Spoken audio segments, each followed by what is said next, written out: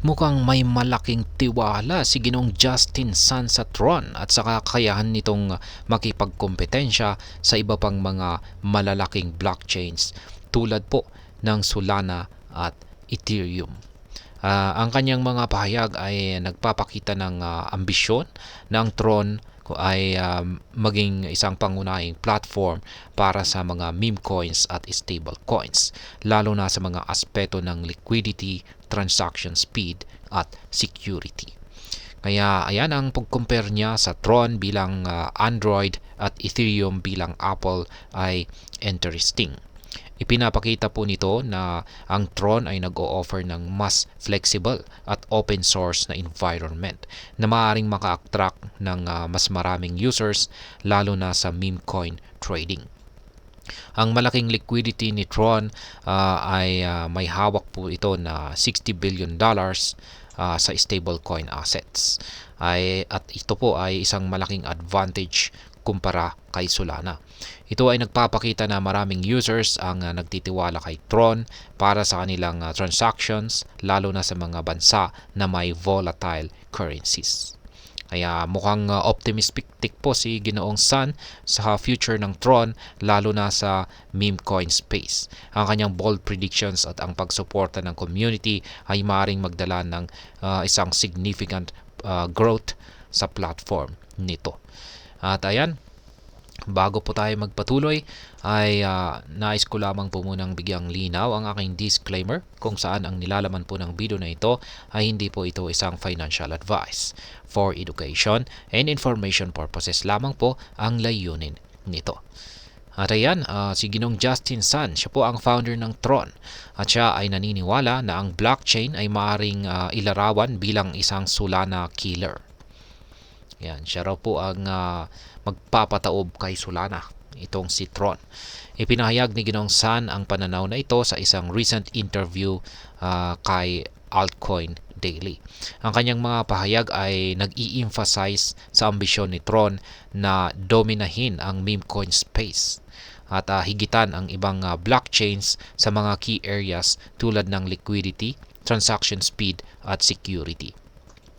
Tron's competitive edge. Sa interview na hinost ni Austin Arnold ay kinumpara ni Ginoong Sun ang Tron sa iba pang prominent blockchains, partikular na ang Solana at Ethereum.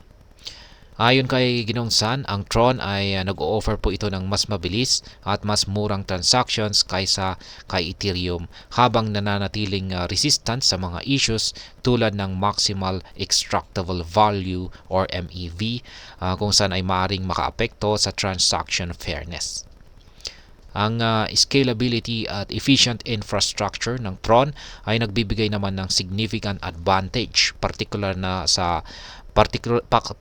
po kung ikukumpara ito kay Solana kung saan ay nakikita ni Ginoong Sun bilang direct competitor ni Tron. Pinalawak pa ni Ginoong Sun ito sa pamamagitan ng pag-compare kay Tron sa Android na nag-o-offer sa mga users ng flexible at open source experience habang ikinumpara ang Ethereum sa mas close ecosystem ng Apple. Ayon sa kanya, ang lower cost at liquidity ng Tron ay nakaka-attract ng maraming users, lalo na ang mga involved sa meme coin trading. Yan, meme coins and stable coins on Tron. Binibigyang diin po ni Ginoong Sun na ang meme coins ay naging integral na bahagi ng growth strategy ng Tron. Maraming users ang lumilipat mula kay Solana papunta po kay Tron dahil sa superior liquidity nito, kung saan ay ginagawa itong current trendy meme coin platform. Ang Tron ay nakakita ng significant growth sa meme coin activity nito sa nakaraang 7 linggo. At ito po ay nagbo-boost ng higit $522 million sa kanyang market cap.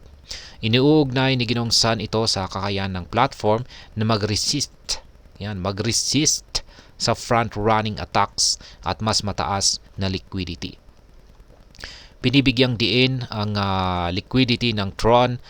Binibigyan po niya ng diin ang liquidity ng Tron, kung saan ay sinasabi ni Ginoong Sun na ang Tron ay may hawak na humigit kumulang $60 billion sa stablecoin assets nito kumpara sa $1 billion ni Solana. Ang dominance na ito ay nagpo-position po kay Tron bilang preferred platform para sa global payments. Kaya yan, lalo na sa mga bansa na may volatile currencies tulad po ng Argentina at Nigeria. A roadmap to growth and decentralization. Nananatiling optimistic si Ginoong San tungkol sa future ng Tron, particular na sa mga meme coins, particular na po sa meme coin space, kung saan ay inaasahan niya ang rapid growth sa susunod na ilang taon. Naniniwala siya na ang decentralized network ng Tron ay kung saan ay governed po yan ng iba't ibang validators tulad ni Binance at Google Cloud, ay nag-o-offer po ito ng solid foundation para po sa kanyang further adoption. Sa mahigit 240 million na bilang ng mga addresses sa network nito, si Tron ay naglalayong maabot ang 1 billion addresses sa pamamagitan po ng pagpapalawak ng stablecoin payments at meme coin offerings nito. Ang Tron founder ay matapang po na nagpredict na ang valuation ng meme coins kay Tron ay nasa daan papunta sa $1 billion milestone. Kaya yan, ang community ay tumugon naman ng enthusiastically or excitement at nag-speculate po sila kung aling meme coins ang magko-contribute sa growth na ito. Kaya binigyang diin Ginoong San ang kahalagahan ng community-driven efforts at siya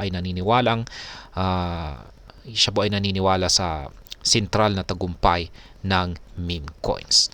At ayan, hanggang dito na lamang po tayo sa video na ito.